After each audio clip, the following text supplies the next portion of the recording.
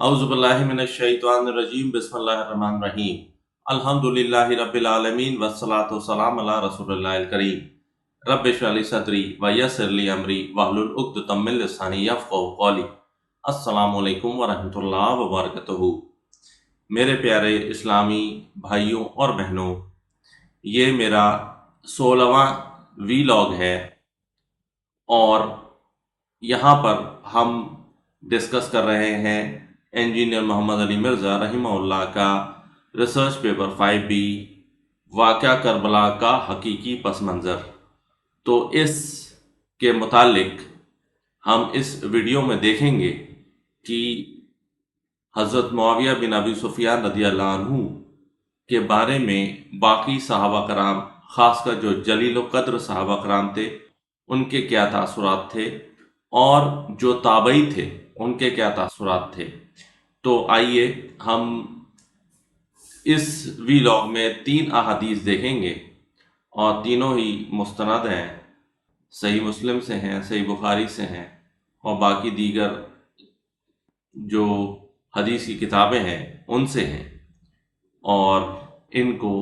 बड़े बड़े आइम्मा ने सही कहा है। और उसके बाद हम ये बताने की कोशिश करेंगे कि ये अहादीस हम बता क्यों रहे हैं, हम सच को खोल कर आपके सामने क्यों रख रहे हैं। तो पहली हदीस है सही मुस्लिम की,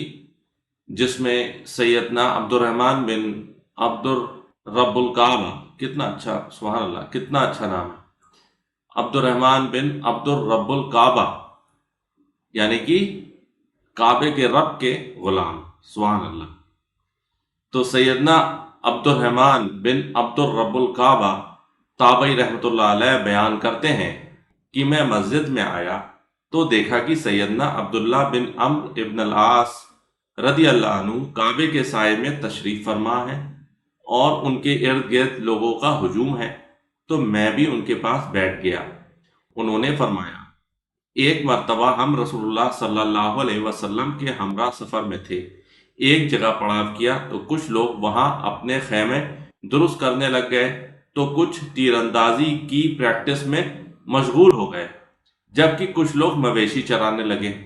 इसी दौरान अचानक रसूलुल्लाह सल्लल्लाहु अलैहि वसल्लम के मुनादी ने सदा लगाई, नमाज इकट्ठा करने वाली है। दरअसल इन अल्फाज से उस वक्त लोगों को जमा किया जाता है। ये सुनकर हम सब रसूलुल्लाह सल्लल्लाहु अलैहि वसल्लम के पास जमा हो गए तो आप सल्लल्लाहु अलैहि वसल्लम ने खुतबा इरशाद किया। आप सल्लल्लाहु अलैहि वसल्लम ने फरमाया, मुझसे पहले भी हर नबी अलैहिस्सलाम का ये फ़र्ज़ था कि वो उम्मत को उनकी भलाई के रास्ते की खबर दे और उनको शर के रास्ते से खबरदार करे,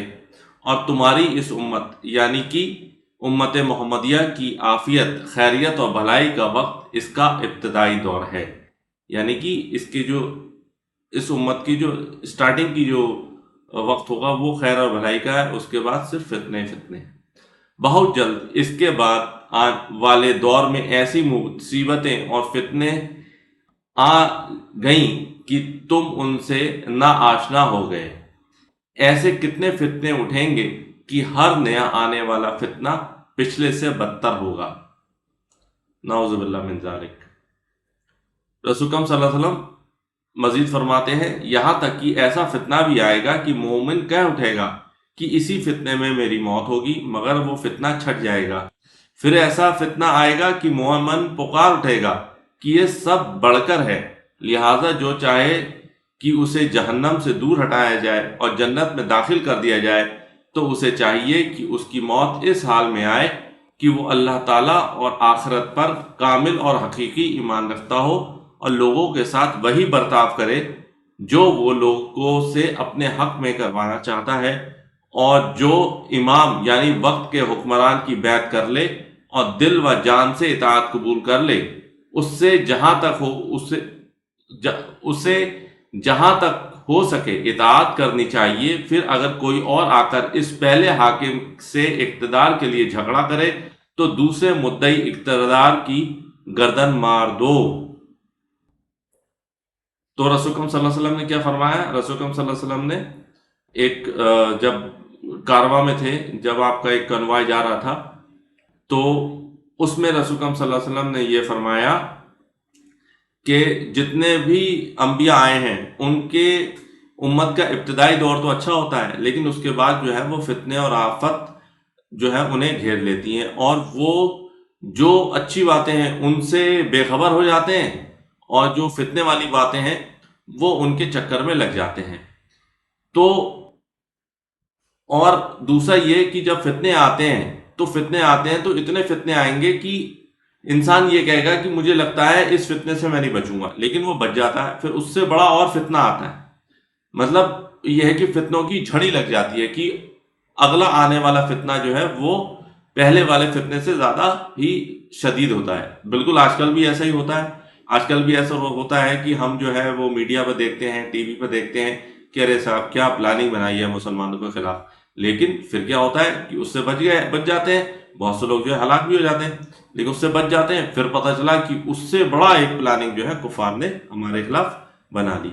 تو اس طریقے کے فتنے آئیں گے۔ اور دوسرا جو سب سے امپورٹنٹ بات ہے وہ رسول اکرم صلی اللہ علیہ وسلم نے کیا فرمایا؟ رسول اکرم صلی اللہ علیہ وسلم نے یہ فرمایا کہ اگر کسی حکمران کی بیعت کر لو تو اس کے ساتھ رہو، اس کے ساتھ قتال کرو، اور اگر اس کے خلاف کوئی کھڑا ہو جائے تو اس باغی کی سر قلم کر دو۔ تو یہی چیز جو ہے وہ حضرت علی کے ساتھ بھی ہوئی کہ جب حضرت علی خلیفہ راشد ہیں تو ان کے خلاف حضرت عائشہ، حضرت طلحہ، حضرت زبیر بھی کھڑے ہوئے، وہ بات لگا کہ وہ نادم ہوئے، انہوں نے معافی مانگی، اور اس کے بعد حضرت معاویہ کھڑے ہوئے، حضرت معاویہ نے کبھی بھی معافی نہیں مانگی اور اپنے جو ان کو کرنا تھا اس میں لگے رہے۔ اور نہروان میں خوارج کھڑے ہوئے تو ان کا تو قلع کمائی کر دیا۔ تو یہ 3 لوگ ہیں، اور آج کل بھی ایسے ہی ہے۔ جب لوگ کہتے ہیں نا کہ پیری مریدی، جس کا پیر نہیں ہوتا اس کا پیر شیطان ہوتا ہے، تو اب ان سے یہ پوچھا جائے کہ پیری مریدی، رسول اکرم صلی اللہ علیہ وسلم نے تو یہ فرمایا کہ ایک حاکم ہونا چاہیے، ایک جو ہے وہ امام ہونا چاہیے، تو یہ 4 امام اور جو ہے وہ اتنے بہت سے پیر، یہ پھر کیوں ہے؟ اتنے بہت سے پیروں کی بیعت لینے کی کیا ضرورت ہے؟ پوری امت کا ایک پیر ہونا چاہیے، سارے لوگ اس انسان کی بیعت لیں۔ تو یہ سب چیزیں ہیں، تو یہ سب چیزیں جو ہو رہی ہیں یہ بالکل رسول اکرم صلی اللہ علیہ وسلم کا جو قول ہے اس کے ایک دم ہی برخلاف ہیں۔ تو عبد الرحمن بن عبد الرب القعبہ تابعی رحمۃ اللہ علیہ بیان کرتے ہیں، یہ حدیث سن کر میں ان کے یعنی کہ حدیث بیان کرنے والے سیدنا عبداللہ بن عمرو بن العاص رضی اللہ عنہ کے قریب ہوا اور عرض کیا، میں آپ کو اللہ تعالیٰ کا واسطہ دے کر پوچھتا ہوں کہ آپ نے کیا یہ ساری باتیں خود رسول اللہ سے سنی ہیں؟ اب یہ تابعی تھے، ان کو جس طریقے کا وہاں ماحول چل رہا تھا ان کو سمجھ ہی نہیں آیا، ان کو لگا کہ یہ واقعی میں ایسا ہے، تو انہوں نے کنفرم کرنے کے لیے حضرت عبداللہ بن عمرو بن العاص رضی اللہ عنہ سے پوچھا کہ یہ واقعی آپ نے سنا ہے؟ کیونکہ اس ٹائم تو ایسا ہو رہا تھا کہ ہر کوئی باغی ہوا ہوتا، حضرت علی کے خلاف جو ہے وہ حضرت معاویہ باغی ہوئے تھے اور انہوں نے پورا اپنا اقتدار جو ہے ان سے چھین لیا تھا۔ تو اس سوال پر انہوں نے یعنی کہ عبداللہ بن عمرو بن العاص رضی اللہ عنہ نے اپنے دونوں ہاتھ کانوں اور دل پر لے جا کر کہا، ہاں میرے کانوں نے خود رسول اللہ سے اس حدیث کو سنا اور میرے دل نے اسے محفوظ کر لیا۔ تو انہوں نے کنفرم کیا، اور بالکل ہمارا بھی ایسا ہونا چاہیے کہ اگر ہم سے کوئی پوچھے کہ اس کی یہ جو آپ بتا رہے ہیں اس کی سند کیا ہے، تو آپ کو بالکل بتانا چاہیے، بالکل ناراض نہیں ہونا چاہیے۔ جبکہ ہمارے جو کچھ مکاتب فکر ہیں ان میں اگر آپ نے کوشچن پوچھ لیا امام سے، یا جو تقریر کر رہا ہے اس سے کوشچن پوچھ لیا، یا مولوی سے کوشچن پوچھ لیا، تو یا مفتی سے کوشچن پوچھ لیا، تو بس پھر آپ کا جو ہے ان کو یہ لگنے لگتا ہے کہ اب اس کو آئیڈیا آنے لگے، اب ناؤ ہی از اے رینیگیٹ، یہ باغی ہو گیا، ان کو یہ آنا۔ جبکہ مین یہ ہوتا ہے کہ انسان اپنے ڈاؤٹ کلیئر کرنا چاہتا ہے، لیکن لوگ، میں نے دیکھا بھی ہے مجالس میں، لوگ جب بیٹھ کے جو کوشچن پوچھتے ہیں تو وہ 10 بار پہلے جو ہے معافی مانگتے ہیں، ثم نعوذ باللہ، میرا ایسا مطلب نہیں ہے، میرا بس صرف اس لیے میں پوچھ رہا ہوں تاکہ میں سمجھنا چاہتا ہوں۔ ان کو یہ رہتا ہے کہ بھئی یہ بتا رہا ہے، یہ تو 100% صحیح بتا رہا ہے، بس میری سمجھ میں نہیں آیا۔ ہو سکتا ہے ایسا ہو، لیکن اتنا نادم نہیں ہونا چاہیے۔ بھئی آپ کو جو کوشچن آپ سے بولے، آپ کوشچن پوچھیے، ہم آپ کو بتا رہے ہیں، آپ ہم سے 10 کوشچن پوچھیے کمنٹس میں، تو ہم آپ کو بالکل اس کے آپ کے ڈاؤٹس ہم ایک دم کلیئر کریں گے، اس میں کوئی پریشان ہونے والی بات نہیں ہوتی ہے۔ تو مزید اس حدیث میں ہے کہ پھر حدیث کے راوی نے عرض کیا، آپ ہمیں امیر کی اطاعت پر ابھار رہے ہیں، جبکہ ہمارا حکمران اور آپ کے چاچا کے بیٹے معاویہ رضی اللہ عنہ تو ہمیں حکم دیتے ہیں کہ ہم آپس میں ایک دوسرے کے اموال یعنی کہ ایک دوسرے کا مال حرام طریقے سے کھائیں اور آپس میں ایک دوسرے کو قتل کریں، یعنی کہ مسلمانوں سے لڑیں، حالانکہ اللہ تعالیٰ تو ہمیں حکم دیتا ہے، اے ایمان والو، اپنے اموال آپس میں حرام طور پر مت کھاؤ سوائے اس کے کہ تمہاری باہمی رضامندی سے تجارت ہو، اور اپنی جانوں کو قتل نہ کرو، یقیناً اللہ تعالیٰ تم پر بہت مہربان ہے۔ سورۃ النساء آیت نمبر 29 کا مفہوم۔ تو اب آپ یہ دیکھیے، تابعی کو جو یقین نہیں آ رہا تھا کہ رسول اللہ صلی اللہ علیہ وسلم نے منع کرا ہے کہ مسلمانوں کا مال مت لوٹو، اور جو اپنے حکمران کے خلاف بغاوت مت کرو، اگر کسی ایک کی بیعت لے لی گئی ہے تو اس کی بیعت پر سارے لوگ متفق ہو جائیں، اس کی بیعت پر سارے لوگ جو ہیں لبیک کہیں، لیکن بغاوت نہ کریں۔ لیکن انہوں نے جو اس بات پہ ان کو بالکل یقین نہیں ہوا تو انہوں نے پوچھا کہ بھئی آپ بتائیے مجھے کہ واقعی رسول اللہ صلی اللہ علیہ وسلم نے کہا ہے؟ تو حضرت عبداللہ ابن عمرو ابن العاص نے فرمایا کہ ہاں واقعی ایسا اللہ تعالیٰ کے نبی صلی اللہ علیہ وسلم نے فرمایا ہے۔ تو انہوں نے یہ فرمایا کہ بھئی آپ ایسا کہتے ہیں کہ مسلمانوں کا مال مت لوٹو، لیکن آپ کا جو چاچا کا لڑکا ہے، آپ کا جو چچا زاد ہے، بھائی ہے، کزن ہے، وہ تو کہتا ہے کہ تم مسلمانوں کا مال لوٹو اور مسلمانوں کو قتل کرو، یعنی کہ مسلمانوں سے ہی لڑو جو تمہارے خلاف ہوں۔ اور انہوں نے جیسا صفین میں کیا، ہزاروں کے حساب سے جو ہے مسلمان شہید ہوئے ہیں، جس میں صحابہ کرام بھی تھے، اور جو جنرل مسلم بھی تھے، اور تابعی بھی تھے، تبع تابعی بھی تھے۔ تو اب یہ کیسے اللہ تعالیٰ جو ہے وہ معاف کرے گا اتنے لوگوں کا قتل، جبکہ اس کی وعید رسول اللہ صلی اللہ علیہ وسلم نے بھی فرما دی کہ مسلمانوں کا مال مت لوٹو اور ان کو بے وجہ قتل نہ کرو۔ تو مزید اس حدیث میں ہے کہ میرا یہ سوال سن کر سیدنا عبداللہ بن عمرو بن العاص رضی اللہ عنہ کچھ دیر تک تو خاموش رہے، پھر فرمایا، اللہ کی اطاعت کے کاموں میں حضرت معاویہ کی اطاعت کرو، اور اللہ کی نافرمانی کے کام میں ان کی نافرمانی کرو۔ تو ان کو بھی معلوم تھا کہ اللہ کی نافرمانی ہو رہی ہے، تو انہوں نے یہ کہا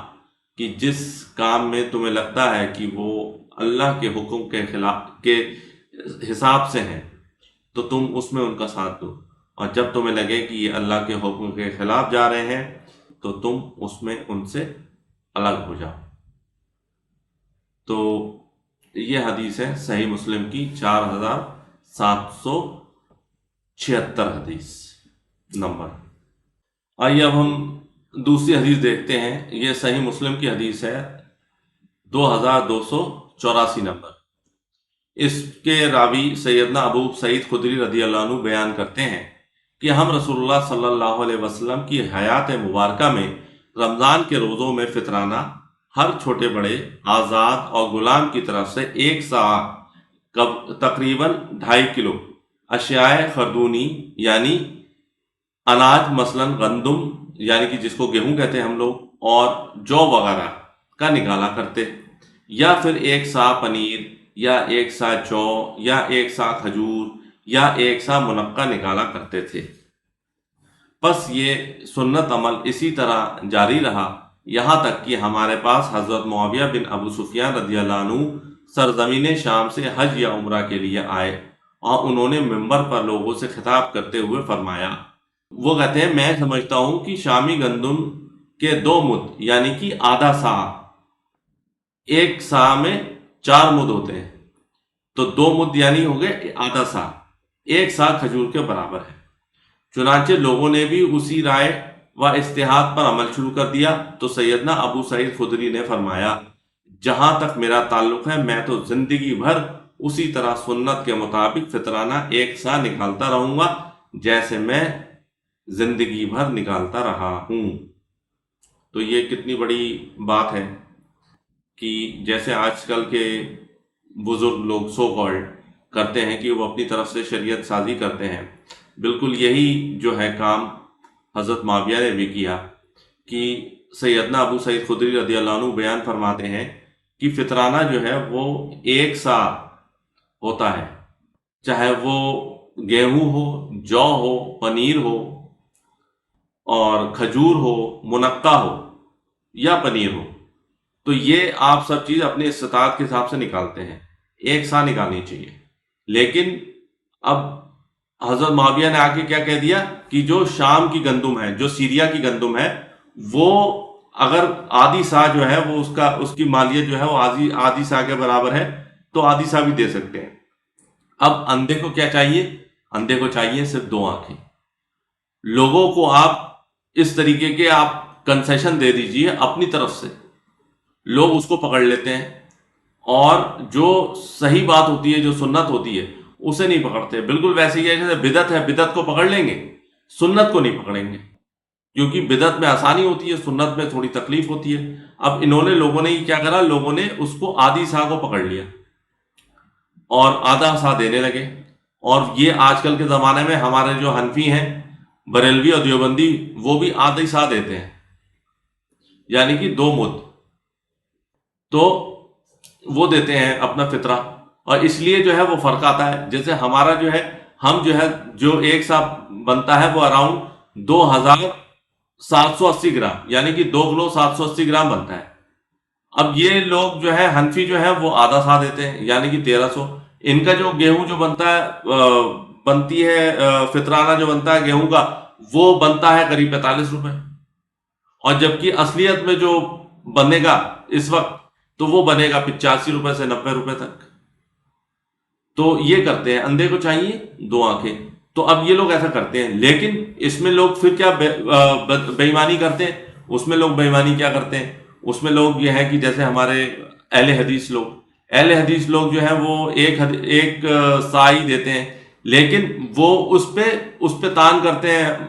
حنفیوں پہ کہ دیکھو یہ تو ایک سا دے رہے ہیں، ایک سا نہیں دیتے ہیں، آدھا سا دیتے ہیں، یہ بدعت ہے، یہ ہے، وہ ہے۔ لیکن وہ یہ نہیں بتاتے کہ یہ بدعت شروع کس نے کی، کیونکہ وہ تو مامو جان ہیں،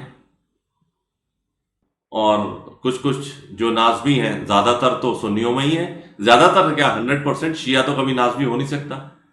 تو یہ ہمارے ہی بریلوی، دیوبندی اور اہل حدیث اور شافعی، مالکی، حنبلی میں ہی آپ کے نازبی ہیں۔ تو وہ تان تو کرتے ہیں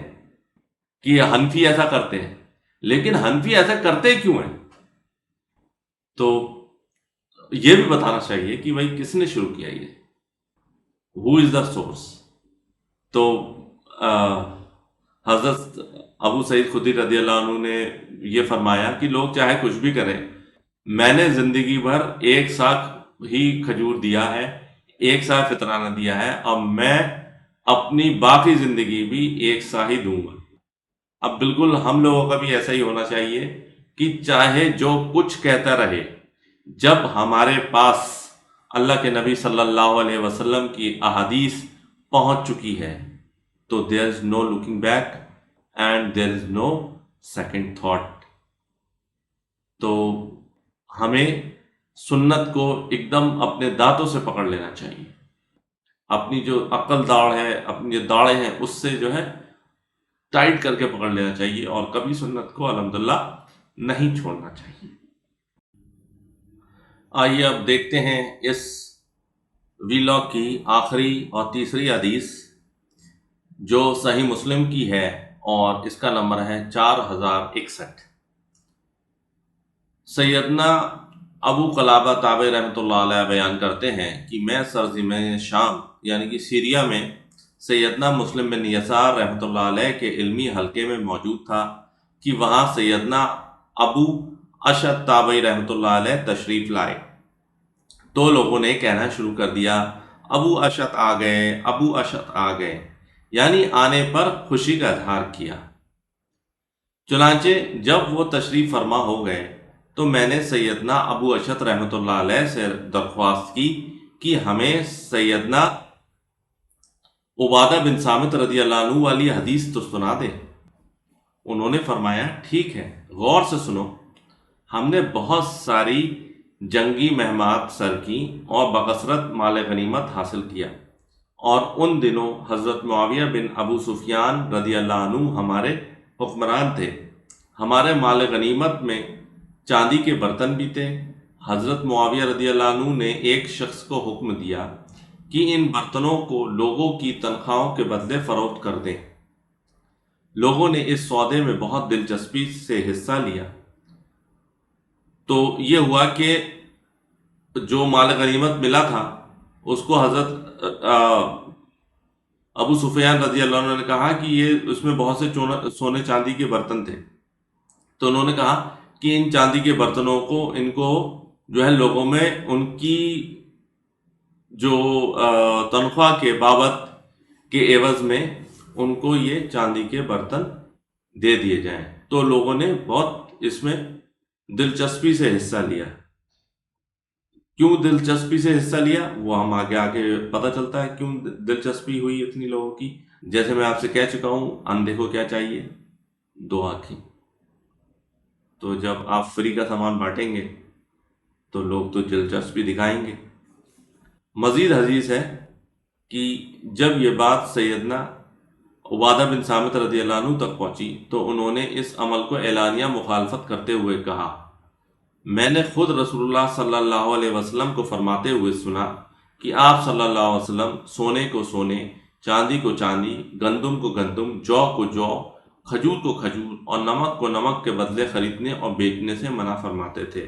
سوائے اس کے کہ اس میں سے ہر چیز وہ آپس میں برابر وزن اور جنس والی ہو، لہذا جس نے لینے یا دینے میں وزن کی کمی بیشی کی اس نے سود کا ارتکاب کیا۔ تو جیسے آپ کو یہ معلوم ہونا چاہیے کہ جو کے بدلے جو نہیں لیا جائے گا، گندم کے بدلے گندم نہیں لی جائے گی، کھجور کے بدلے کھجور نہیں لی جائے گی۔ کیوں؟ کیونکہ کبھی ایسا ہو سکتا ہے کہ جو ہے وہ جو آپ جو دے رہے ہیں وہ اچھی ہو، جو اس سے جو لے رہے ہیں وہ جو ہے وہ اچھی کوالٹی کی نہ ہو، تو اس میں جو ہے کسی کو نقصان ہو جائے گا، کسی ایک کو فائدہ ہوگا، اور یہ سود کے زمرے میں آئے گا۔ تو اس لیے اگر آپ کے پاس سپوز کھجور ہے، اجوا کھجور، دوسرے کے پاس جو ہے مبروم ہے، تو آپ یہ نہیں کر سکتے کہ 1 کلو اجوا کے بدلے آپ 1 کلو مبروم لے لیں، کیونکہ اس میں جو ہے وہ کوانٹٹی تو سیم ہے لیکن کوالٹی ڈفرینٹ ہے۔ تو اگر یہی چیز جو ہے وہ اس طریقے سے کی جائے کہ اجوا کو لیا جائے، اجوا کی کوانٹٹی دیکھی جائے، اور اس کی جو ہے ریٹ دیکھا جائے کہ کتنے روپے کلو ہے، تو وہ کلو سے اس کو لے کے اس میں اگر 75 روپے کلو ہے، ویسے تو 75 روپے نہیں ملتی ہے اجوا، تو 2500 روپے کلو ملتی ہے،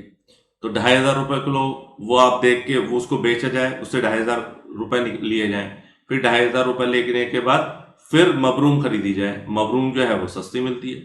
مبروم جو ہے آپ کو 400-500 روپے کلو مل جائے گی۔ تو اس طریقے سے کرا جائے۔ تو اگر ایسا نہیں کرتے ہیں تو وہ اسلام میں اس کو سود کہا جائے گا۔ تو وہاں پہ بھی ایسے ہی ہوا کہ حضرت معاویہ نے کیا کہا؟ حضرت معاویہ نے یہ کہا کہ ان کو تنخواہ کے عوض جو ہے یہ سونے چاندی کے برتن دے دو۔ اب سونے کے چاندی برتن دے دو، کسی کی تنخواہ سپوز 1200 روپے ہے، اور اس کو سونے کی چاندی کے ملے، اس نے کیا کرا کہ اس کو آپ ایک لوٹا دے دیے چاندی کا، کیونکہ اس کو لوٹا کو تو آپ کاٹو گے تھوڑی، تو لوٹے کو جو آپ نے دے دیا اسے، تو اس پہ جو ایکسٹرا جو چاندی کے جو روپے گئے تو وہ سب سود ہو گیا۔ تو اسی کو سیدنا عبادہ بن ثابت نے کہا کہ یہ بالکل غلط ہے، اور اس میں جو ہے وہ کمی بیشی جو ہوگی، کسی کو ہو سکتا ہے کم بھی چلا جائے، اس کو چھوٹا لوٹا مل جائے، چھوٹا برتن مل جائے، کسی کو جو ہے بڑا برتن مل جائے، دیگ مل جائے اس کی، تو اس میں جو ہے وہ غلط ہوگا، لوگوں کے ساتھ بھی غلط ہوگا، اور یہ سود میں آئے گا، سود کا ارتکاب کیا سیدنا عبادہ بن صامت رضی اللہ عنہ۔ تو یہ بات سن کر لوگوں نے، جو فوجی تھے، فوجی تو الگ ہوتے ہیں، تو جو لوگوں نے دیے تو انہوں نے وہ واپس چاندی کے برتن واپس کر دیے۔ اب جب یہ خبر حضرت معاویہ رضی اللہ عنہ تک پہنچی تو انہوں نے بھی خطبہ دیا اور کہا ان لوگوں کو کیا ہو گیا کہ رسول اللہ صلی اللہ علیہ وسلم سے ایسی حدیث بیان کرتے ہیں جو ہم نے نہیں سنی، حالانکہ ہم بھی تو آپ صلی اللہ علیہ وسلم کی مجلس میں حاضر ہوا کرتے تھے۔ ان کو بڑا غصہ آیا، انہوں نے کہا کہ عبادہ بن صامت رضی اللہ عنہ ایسا کیسے کہہ سکتے ہیں؟ کیا ہم رسول اکرم صلی اللہ علیہ وسلم کے ساتھ کبھی نہیں رہے؟ ہم بھی تو ان کے ساتھ رہے، ہم نے تو کبھی ایسی حدیث نہیں سنی۔ لیکن یہ معلوم ہونا چاہیے کہ انسان کو جب رسول اکرم صلی اللہ علیہ وسلم کی بات پتہ چل جائے تو سر تسلیم خم کرنا چاہیے، اس کو ماننا چاہیے۔ لیکن انہوں نے ایسا نہیں کیا، انہوں نے یہ کہا کہ ہم بھی تو رہے، ہمیں تو معلوم نہیں تم کہاں سے لے آئے۔ جیسے آج کل کے لوگ کہتے ہیں کہ کیا کیا تم بولتے رہتے ہو، کون کون سی حدیث آتے ہیں، ہم نے تو کبھی نہیں سنی۔ اب بھئی آپ کوئی علامہ ہے جو آپ نے نہیں سنی، تو ایسے ہی وہاں پر ہوا۔ انہوں نے کہا کہ بھئی ہم بھی تو رہے ہیں۔ اور دوسری بات یہ ہے کہ کبھی ایسا نہیں ماننا چاہیے۔ ایسے بہت سے لوگ کہتے ہیں کہ تمہیں سب معلوم ہے، امام ابو حنیفہ کو نہیں پتہ چلا۔ بھئی امام ابو حنیفہ کو پتہ نہ چلا تو اس میں کون سی بڑی بات ہے؟ حضرت ابو ہریرہ رضی اللہ عنہ 30 سال تک یہ فتویٰ دیتے تھے کہ احتلام والا شخص روزہ نہیں رکھ سکتا، لیکن جب حضرت عائشہ سلام اللہ علیہا کو پتہ چلا تو انہوں نے کہا کہ بھئی یہ غلط بات ہے۔ انہوں نے یہ کہا کہ غیر احتلام کی وجہ سے، مطلب انہوں نے جو ہے وہ کنایے سے بات کی، انہوں نے کہا کہ استواجی تعلقات نہ کہتے ہوئے انہوں نے کہا کہ احتلام کے بغیر جو ناپاک ہو جاتے ہیں، رسول اکرم صلی اللہ علیہ وسلم اس سے جو ہے وہ جنبی ہو جاتے تھے، اور پھر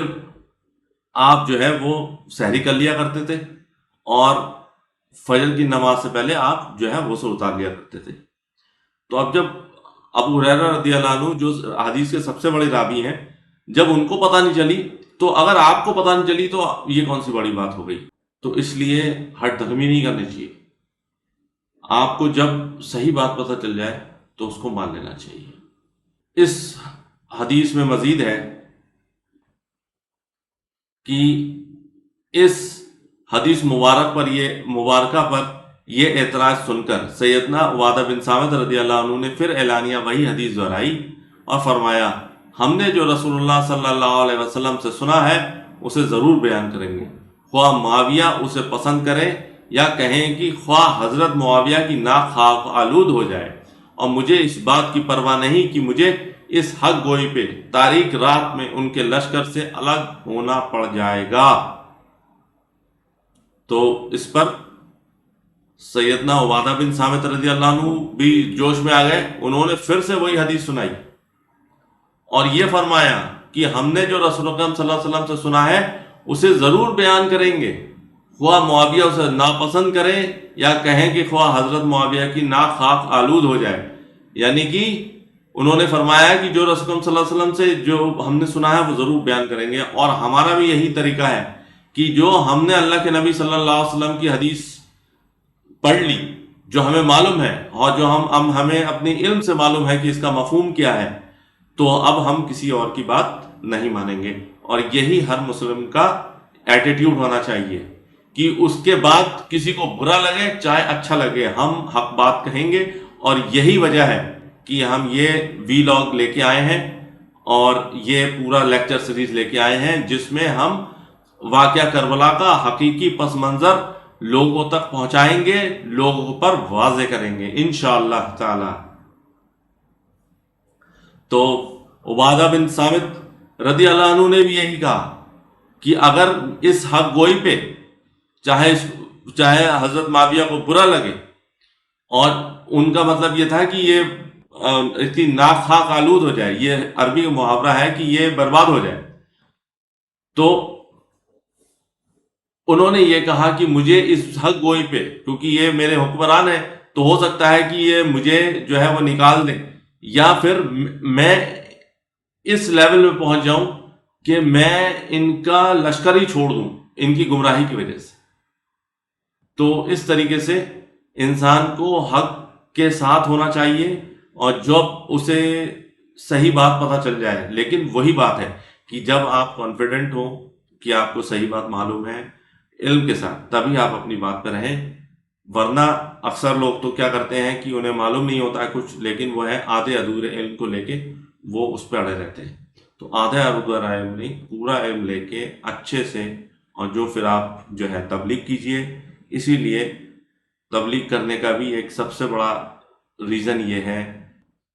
پری ریکوزٹ یہ ہے کہ آپ کو علم ہونا چاہیے کہ آپ کہہ کیا رہے ہیں۔ تو اس لیے اسی حدیث کے ساتھ اس ویلاگ کو ختم کرتے ہیں، اور آئندہ بھی ہم دیکھیں گے کہ آگے اور کیسے امت میں بگاڑ آیا انشاءاللہ۔